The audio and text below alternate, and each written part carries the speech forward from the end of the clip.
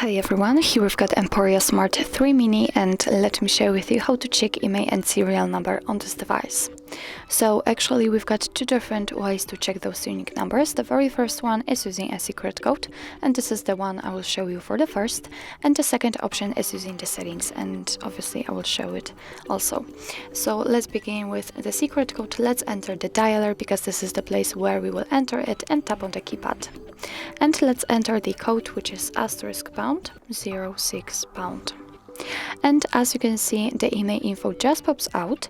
So let's tap on OK, and probably you've noticed that we had only IMEI number without the serial number. So in order to check also the serial number, we have to enter the settings. So this is the second option to check IMEI and serial number. Tap on the system, tap on advanced, and tap on about phone. Now let's scroll down a little, and as you can see here, we've got the IMEI number, which popped out before using the secret code.